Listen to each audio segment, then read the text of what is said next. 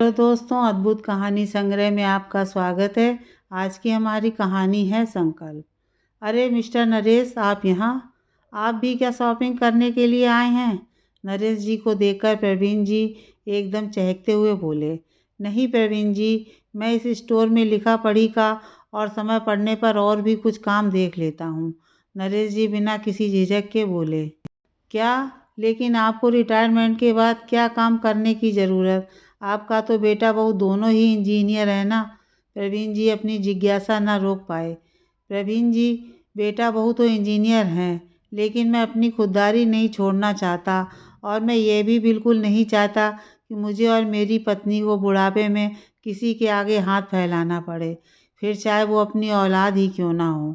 प्रवीण जी, मैं अभी तक स्वाभिमान से जीता आया हूँ और अंत तक स्वाभिमान के साथ ही जीना चाहता हूँ। इतना कहकर नरेश जी और ग्राहकों को सामान दिखाने लगे। ये हैं नरेश जी, जीवन पर्यंत नौकरी की, जो कमाया वो बेटियों और बेटे की पढ़ाई लिखाई और शादी ब्याह में खर्च कर दिया।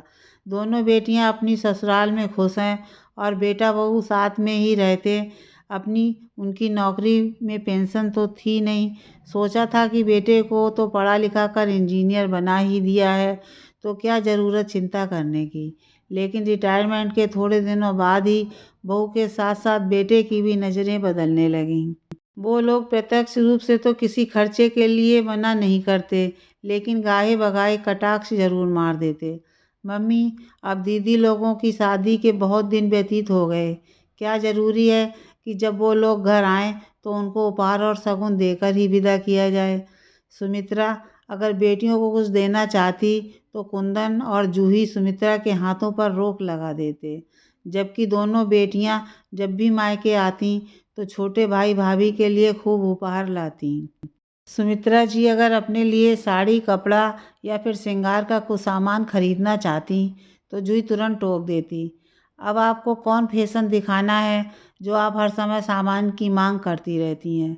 बुढ़ापे में ज़्यादा बनने ठनने की क्या ज़रूरत है? सुमित्रा आंखों में आंसू लिए चुपचाप अपने कमरे में चली आती और उसका चेहरा देखकर नरेश जी अपने आप को असहाय सा महसूस करने लगते। अब तो मोबाइल के रिचार्ज के लिए भी बेटा बहू चोरे छुपे बड़बड़ाने लगे थे। क्या ज़रूरत है इतना ज़्यादा मोबाइल चलाने की? थोड़े दिन बिना मोबाइल के भी रहना सीखिए। सुमित्रा का बेटियों से बात किए बिना जी नहीं मानता, इसलिए मोबाइल का रिचार्ज भी ज़रूरी था। सुमित्रा, तुम सही कहती थी कि थोड़ा थोड़ा अपने बुढ़ापे के लिए बचा कर रखो, लेकिन मैं तुम्हारी बात हंसी में उड़ा देता था कि मेरा बेटा खुद ही इंजीनियर बन गया है, मुझसे किस बात की फ़िक्र। मैंने तुम्हारी इच्छाओं को भी बच्चों की खुशियों के आगे हमेशा मारा। शायद मैं गलत था, लेकिन अब नहीं। मैं अपने लिए काम ढूंढूंगा और तुमको जीवन की अब हर खुशी दूंगा।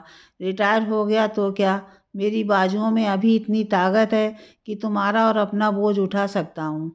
हमेशा खुददारी से जीने वाले नरेश जी के चेहरे पर अचानक चमक सी आ गई। आप तो कहते थे रिटायरमेंट के बाद आराम की ज़िंदगी व्यतीत करूँगा। सुमित्रा लाचारी से बोली। सुमित्रा, कभी कभी परिस्थितियाँ व्यक्ति के बस में नहीं रहती। आखिरकार नरेश जी ने घर से थोड़ी दूर एक स्टोर में अपने लिए काम तलाश ही लिया। क्या ज़रूरत है आपको काम करने की? क्या रोटी पानी नहीं मिल रहा आपको? कुंदन चिनकता हुआ बोला। बेटा, मैंने सोचा कि समय बढ़िया सा व्यतीत हो जाएगा और 4 पैसे भी हाथ में आ जाएंगे। नहीं कहना चाहते थे कि रोटी पानी के अलावा और भी 4 ज़रूरतें होती हैं व्यक्ति की, बेटा, दुनिया में। और नरेश जी ने संकल्प ले लिया कि ना वो और ना उनकी पत्नी जब तक हाथ पांव चल रहे हैं तब तक किसी के आगे भी हाथ नहीं फैलाएंगे। आगे प्रभु की इच्छा। नरेश जी अब खुशी खुशी अपनी और सुमित्रा की ज़रूरतों को पूरा करने लगे।